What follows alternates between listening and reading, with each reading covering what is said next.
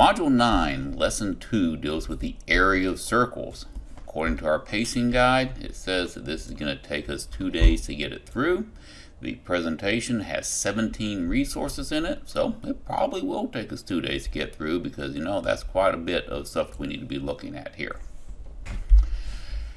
Long lines are ropes or long reins that are used to train horses to respond to voice commands and body language.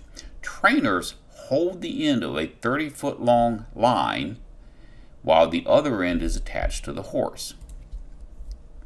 The trainer turns in a circle as the horse runs along the edge of the long line. Yes, it is spelled funky, isn't it?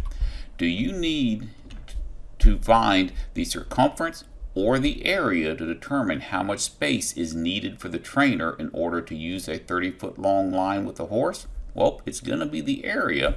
And why is it that case? Those are some of the things we're going to be learning about in today's lesson. The inquiry question asks, how can you use a formula for area of a parallelogram in order to help you to find the area of a circle? That's a really good question because I don't know the answer to that either. Let's take a look and see what they want us to do. It says two figures are shown, a circle and a wavy parallelogram. Drag a point on the slider to observe what happens to the figures and record your observations. How are the circle and the wavy parallelogram related? And what happens to the wavy parallelogram as more sectors are going to be added? The inquiry question asks, how can you use the formula for the area of a parallelogram to help you find the area of a circle? That's a really good question, and I don't know the answer to that, so let's get in here and find out what they say. They say that two figures are shown, a circle and a wavy parallelogram.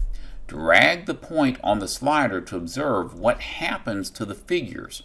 Record your observations. How are the circle and the wavy parallelogram related? And what happens to the wavy parallelogram as more sectors are added? So right now it shows 4 sectors, and you can see they've got the actual parallelogram drawn out in here. And what they did is they took and cut these circles on the right up and placed that circle more or less inside their wavy parallelogram. So as we add more sectors to it, you can see how the humps that are outside the wavy parallelogram are going to get smaller. Let's do it again. Add some more sectors to it. The humps got smaller, and the more we add, the smaller those humps are going to be until we reach a point where the parallelogram is the area of the parallelogram is going to be very, very close to the area of the circle. Now we really had to break that down when we got all the way up to 18 sectors in the circle. Cut those 18 sectors up and put it up in our wavy parallelogram. You couldn't even see the humps going above and below the lines on it. They're still there. It's not going to be 100% precise, but it is going to be really, really close. Next, we're going to press the radius button, and we're going to drag the slider to observe what happens to the relationship between the height of the parallelogram and the radius of the circle and see what happens there. So we're going to say show the radius, and you can see the radius of the circle is right there, and at this point the radius of the circle is here, which is pretty far away from the height of the parallelogram. But as we add more sectors to it, you can see the radius stays the same, but the height of the parallelogram gets a lot closer to the actual radius. And when we got to the point where we had 18 segments in our circle, 18 segments that we added to our parallelogram, we can see that it is almost, not quite, but it is almost exactly the same as the height of the parallelogram. The radius is still a little bit longer, and it always will be, no matter how many circles or how many segments you add to it. But the more segments you have, the closer it's going to be to being the exact same thing. Next, they want us to take and drag the slider and observe the relationship between the base of the circle and the circumference of the circle. You can see here that the circle here has got 1 section, 2 sections, 3 sections, and 4 sections in it. So the circumference is going to be 4 pieces of pie here. And what's the base going to be? You've got 1, 2 bases, sections of the base going on here. So the base is going to be, in this case, half of the circumference as far as the sections go. Let's go ahead and drag it on up to 10 sections. Now I've got 10 sections going in here. How many sections are the base? 1, 2, 3, 4, 5. Once again, half of 10. If I run it all the way up to 18 sections, how many sections are my base? 1, 2, 3, 4, 5, 6, 7, 8, 9. Once again, the base of the parallelogram, that's going to be equivalent to half of the circumference. So we could take and technically double the base of the parallelogram, and it would give us pretty close to the circumference. The height of the parallelogram is approximately equal to the radius, and the length of the base of the parallelogram is about half of the circumference. The answer checks. Easy math. Next, we want to work to derive the formula for the area of the circle based off of this knowledge. So when dividing the circle into sections, the sections can be arranged to form a figure resembling a parallelogram. So here you have got your circle. It was divided into a whole bunch of sections, and they acknowledge the fact that the radius is going to be the height of the parallelogram that you see right here, and then half of the circumference is going to match up to the base. So you have, shows here, 1/2 times the circumference is going to equal the base of the parallelogram. You can then use a formula for the area of a parallelogram to derive the formula for the area of a circle. So the formula for area of a parallelogram is area is equal to base times height. The base, we can see, is 1/2 times the circumference, and the height is going to be the radius. So they can take and start off by changing the height to be the radius. So they replace the h with an r right here because the height is equivalent to the radius. And they took the base and they changed the base to be 1/2 times the circumference. From here, we can take and say, well, the circumference of a circle, as we've learned in previous lesson, is 2 times pi times radius. So now you could say 1/2 times 2 times pi times radius. You take that and you're going to find the area of the circle. Pretty darn close. And you can see down here on the bottom now, they said the formula area is equal to 1/2 times 2 times pi times radius could be rewritten as area is equal to 2 times pi times radius squared, which you can't really highlight the whole thing, but we're going to highlight between the sides of it here. This right here, that is going to be the formula for the area of a circle we've got. And once again, I'm going to show you how they got it. The 1/2 times 2, those divide each other out, leaving you pi times radius, and radius times radius. That's equal to radius squared. So the formula for the area of a circle is area is equal to pi times radius squared. Let's see what they have for us next. Continuing on learning the area of a circle, we've got some definitions coming in here. Area is the measure of the interior surface of a two-dimensional figure. Going to highlight that. And as with all polygons, the area of the circle is expressed in square units, even though it's round. We're going to select a card to learn about it. So in words, we can say the area of a circle is equal to the product of pi and the radius squared, that formula we just derived. If we look at the symbols, that gives us the capital A, you always use a capital A for area, is equal to pi times radius squared, and you always use a little r for radius. And then as a model, you can see here's your circle, your entire area is shaded, and the radius is a distance from the middle to any point on the circle. For example 1, they said want us to find the area of the circle. They tell us we get to use 3.14 for pi and round your answer to the nearest tenth. They also give you a circle that has a radius of 14.2, and down here you can see exactly how we're going to work it. Now, if you wanted to make an estimate first, we could estimate pi to be about 3. 14 squared is, don't know it off the top of my head, but when you multiply 14 times 3, you get 588. That's not going to be the actual answer. That's just a rough estimate you can have to make sure that your answer is in the ballpark. Scrolling down from here, we always start with our formula. If you do not write the formula first on each and every problem of your homework, you will of course have done them just for fun. So I have the formula, area is equal to pi times radius squared.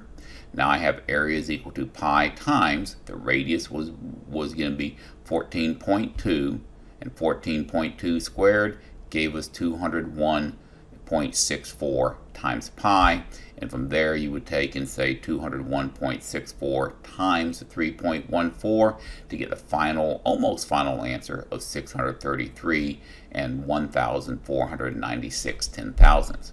The instructions said to round to the nearest hundred, so the nearest hundredths is be 163.15. Check our answer and our checks. That is one good way of showing your supporting work. I'll take that all day long. Go ahead and try that one, and then on example 2 I'm going to show you how I do my supporting work, which is pretty similar to it.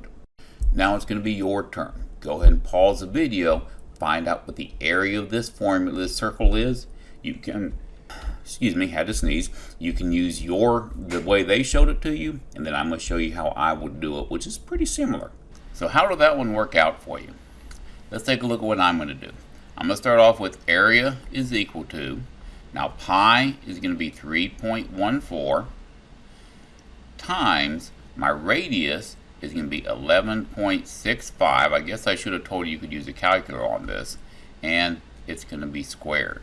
So now I'm going to have area is equal to 3.14. I think I want my pen a little smaller on these, times, and then I'm going to take and grab a calculator, which is function right here, maybe.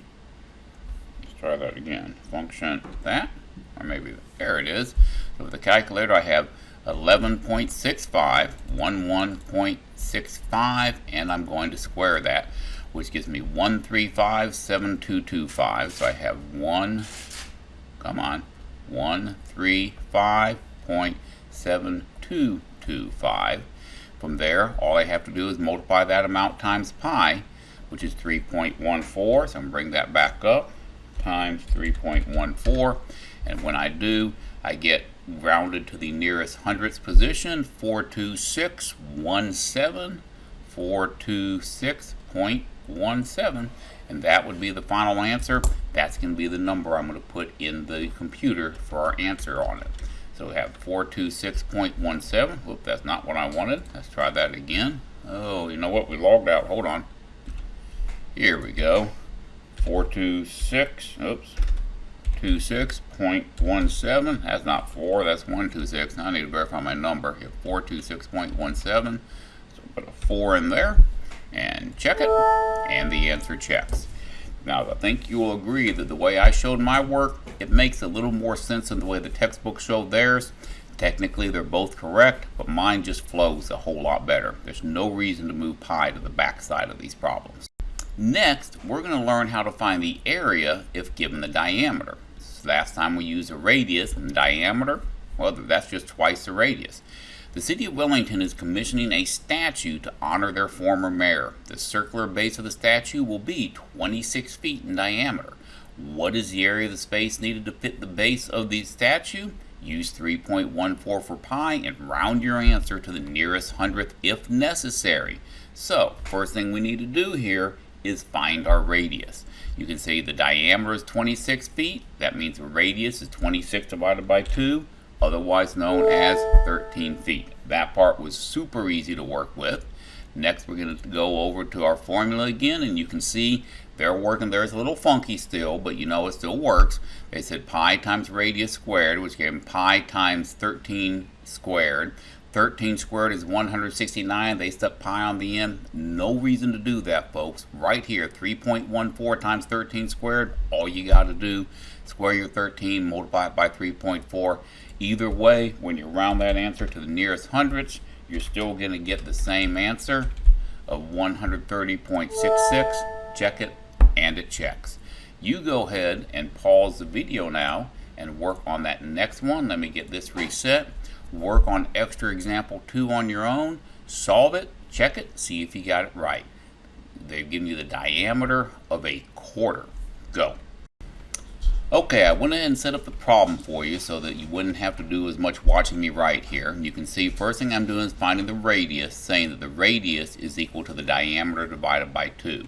That means the radius is equal to 2.26 divided by 2. So the radius is equal to, punch that into my calculator, 24.26. I think I said that wrong a moment ago. Divided by 2 is going to give me 12.13. I'm going to circle that, not because it's the answer, but it is an important sub-answer. And then I'm going to come over here and I'm going to put 12.13 squared. And from here, I'm going to say area is equal to 3.14 times 12.13 squared. All I have to do is hit my squared button right there. And that gives me 147.1369. 147.1369. Next, I have to multiply that value times 3.14. So I'm going to come over here and say times 3.14 equals, and that gives me that big old scary number, which rounded to the nearest hundredths place is going to be area is equal to, I think it was 462.01. Am I right? Let me go back and look. Yep, that should be it. So let's go back and check it over here. 462.01 and check, and it checks. Easy math. This right here is going to be my supporting work that justifies my answer, and you're going to need supporting work like that on all your problems for your homework. This is where we're going to stop part 1. When we come back and work on part 2, we're going to take it to the next level where we learn about finding the area of a semicircle. I'll see you in part 2.